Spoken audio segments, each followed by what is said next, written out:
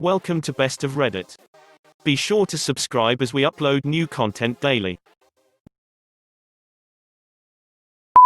Let me start this one out by saying that I fully intended to seek revenge on the person in this story, but the aftershock of the eventual confrontation is what led to the aforementioned consequences rather than by my direct actions. I work in the UK for a large technology company doing software support. I'm part of a team that has members all over the world. I've been in this job for around 10 years, and other than the major issues I've had with this guy, the first truly enjoy my job. When I started with the company, I wouldn't say that I was green. I had about 7 years industry experience under my belt. I was definitely inexperienced with the company, but the job that I had been hired to do used technologies that I was more than comfortable with. The point I'm trying to convey here is that I wasn't completely oblivious to all of the applications supported by our company. Everyone in my team, around 30 of us, was very nice, and was very keen to help, except for Shane. Shane is probably what you'd term as the team guru, about 5 years from retirement, part of the office furniture, metaphorically, as we are all home workers. He'd been with the company for nearly 40 years. Everyone labeled Shane as the only guy to go to when you were truly in a bind. When I was initially starting out, I did indeed find that Shane was highly knowledgeable and more often than not had the answers to whatever obscure questions you might have. Things were great, and our team ticked over nicely. I got to know the rest of the team well, over phone, over time too, and my best friend was a woman named Mel. She was of a similar age and experience level to Shane, and in my opinion was just as knowledgeable as him. One day Mel and I were on a brief call chatting about a work issue, when we got to shooting the breeze for a while. We talked about ourselves and also the team. I'd said that I hadn't met anyone face to face yet, and that was when she told me she'd once met Shane in person a couple of years ago. They are both based in the US, I'm in the UK, and both got invited to a tech conference in New York. She told me that he has serious health issues due to his weight, around 450 pounds, and when he was home was often on oxygen and medication. His plan was to ride things out until he was able to take early retirement so that he didn't need to worry about paying for his medical insurance anymore. That sounded like a reasonable enough plan to me, and we were soon talking about something else. The issue started about 2 years into my tenure with the company. We started moving in a new direction with what applications we were going to be offering to customers, and towards that end we were trained in a bunch of new stuff. I saw this as a great opportunity and equalizer. If no one on our team had any experience with this new software, then I would be on equal footing with everyone. This went really well for me, and I put a lot of time and effort into learning as much as possible. Shane didn't show much interest in the new stuff. He still continued to spend most of his time with the legacy tools. In team meetings you could clearly tell he was getting peeved that his status as a guru was gradually becoming more and more meaningless. This wasn't anything personal. We work in software, you have to adapt in order to remain competitive. As time went on, it was becoming clear to the team how much work I was putting in, and I was well on the way to becoming the go-to guy for the new software. During this time, Shane would start sniping at me for anything he could plausibly manage. For example, if I was late to a team meeting because a customer call overran, he'd make sure to interrupt whatever was being said to comment something like, "Oh look, Autos Deluxe has bothered to grace us with his presence," even though he'd been guilty of the same in the past.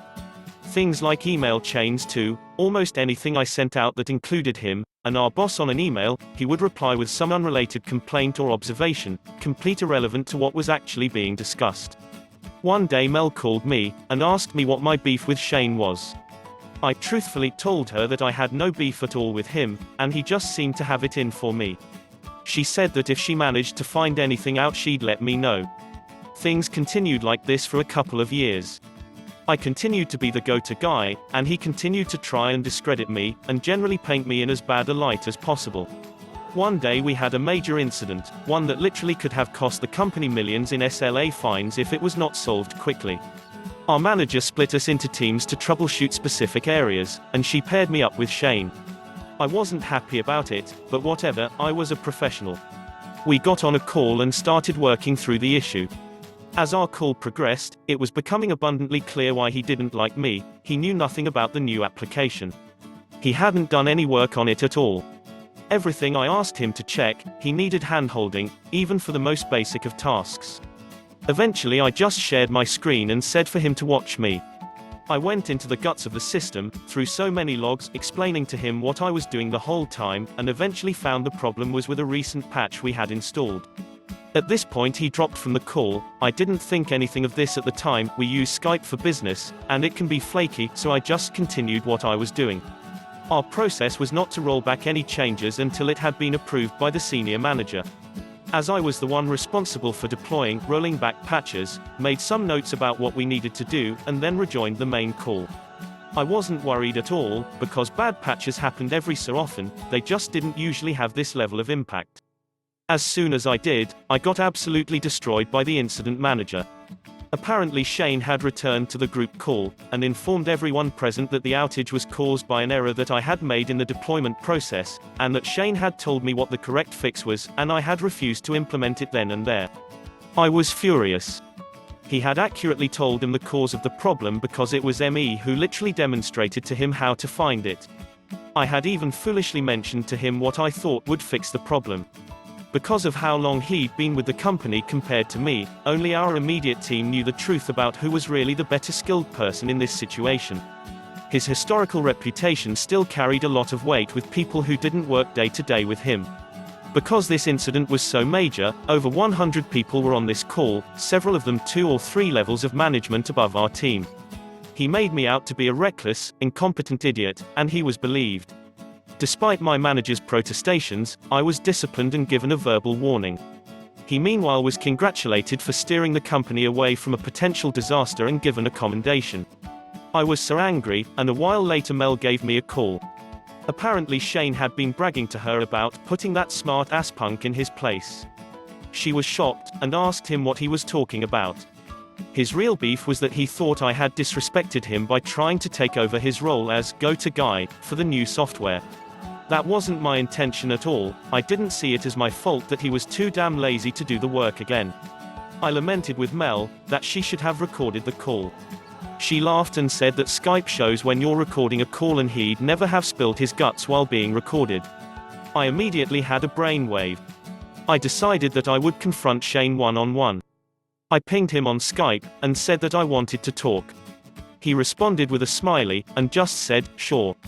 I called him, and let him know that I was recording this call, and the Skype notification popped up to let all participants know that this call was being recorded. I went right for it, and accused him of lying about the major incident, and said that it seemed like he had a major beef with me. As expected, he lied, and said that he was sorry that I felt like I had to react this way. He said that he would need to talk to our boss about it. I said wait 1 second, and turned off the Skype recorder. I then said that Skype isn't recording, and that he knew exactly what he had done. His mask slipped at this point, and he said that he was perfectly in his rights to put me in my place.